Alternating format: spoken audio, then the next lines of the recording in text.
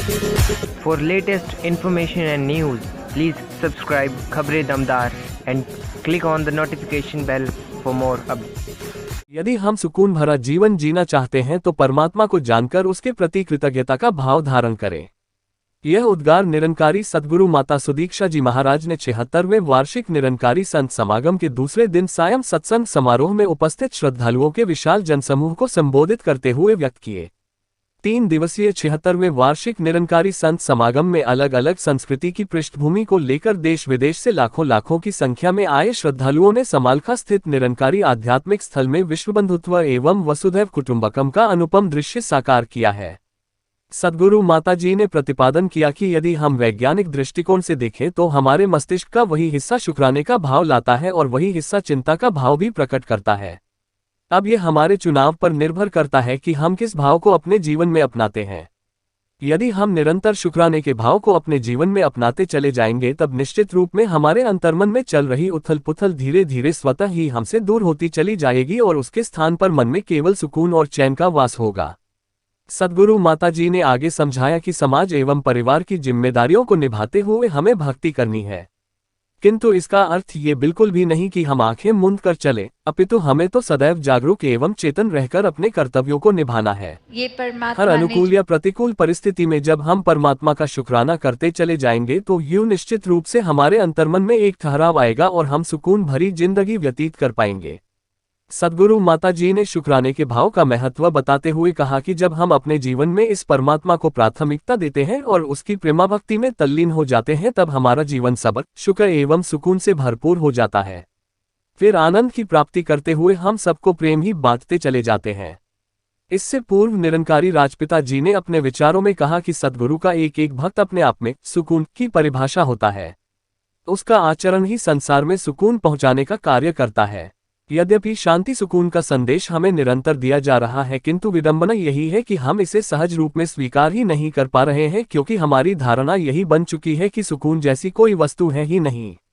जब मन में इस तरह की भावना आ जाती है फिर उसकी प्राप्ति एवं उसके अभाव की अनुभूति नहीं रह जाती, जिस कारण हम बहुमूल्य दात से प्रायः वंचित रह जाते हैं, जिसके लिए हमें यह मनुष्य तन मिला है। सुकून की प्राप्ति सद्गुरु के द्वारा ब्रह्मज्ञान प्राप्त कर परम सत्य के निरंतर एहसास से ही संभव है। इस पावन संत समागम में सम्मिलित हुए सभी श्रद्धालुओं ने जहां समागम के हर पहलू से भरपूर आनंद प्राप्त किया, वहीं सुकून भरी जिंदगी जीने का सुंदर भाव हृदय में बसाया। समालखा से खबरें दमदार के रतन लाल की रिपोर्ट। जो बल बगर बख्शा भी है तो भी इससे सदुपयोग ही हो, इस शरीर से सेवा हो सके। मन को एक परमात्मा के साथ जितना जोड़ेंगे उतना ही ज़्यादा मन भी पवित्र होगा, क्योंकि ये निराकार इस मन में बसेगा। तो कैसे ये सेवा के भी अनेक रूप,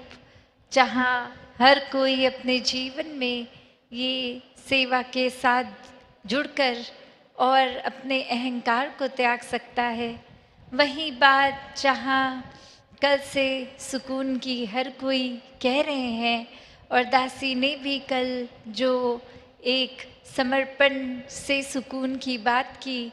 तो और अगर हम गहराई में देखें कि सुकून और किस किस चीज़ से जुड़ा है, तो वहाँ शुक्राना भाव, वो ग्रैटिट्यूड की भी बात होती है कि ये जब तक मन में ग्रैटिट्यूड होगा तब तब एक मन का भाव भी वही कि जो कुछ है जीवन में सभी एक हमारे लिए इस परमात्मा ने जहाँ इतनी सुंदर सृष्टि की भी रचना करी, वहीं एक फ़र्ज़ हमारा कि इंसान बन के आए हैं तो वाकई ही इंसान वाले गुणों को भी अपनाना है। सिर्फ दिखावा मात्र नहीं, अंदर से भी हमारा एक जो कैरेक्टरिस्टिक हो वो इस रूहान के साथ जुड़ के इंसानों वाला ही हो। ये दैवीय गुण, ये मानवीय गुणों से एक युक्त जीवन जहाँ हर कोई जी सकता है। वहीं जितना ज़्यादा इस परमात्मा को जानने के बाद ये परमात्मा के जो चाहे ये निर्गुण निराकार है, फिर भी सारे ही गुण इसी में हैं, तो वैसा ही एक जीवन, ऐसे ही जीवन से हम भी युक्त हो सकते हैं, जहाँ कोई भी परिस्थिति में एक या तो शिकायत शिकवे कर सकते हैं उस परमात्मा से, या फिर उसी परिस्थिति में एक शुक्राने भाव से, because gratitude turns everything that we have into enough, कि ये जब मन में ग्रैटिट्यूड की बात है तो जो कुछ है, जो भी है जीवन में, चाहे वो फर्क नहीं पड़ता कि वो एक महल है या झोपड़ी है, एक रूप इस परमात्मा का, जहाँ एक कर्तव्य हमारा पारिवारिक पालन पोषण का तो है ही, तो कोई काम से एक मन चुराने वाली बात नहीं हो रही। यहाँ एक मेहनत तो हर एक ने करनी है, इस समाज में हर एक ने रहना है और समाज और घर में रहकर ही भक्ति करनी है।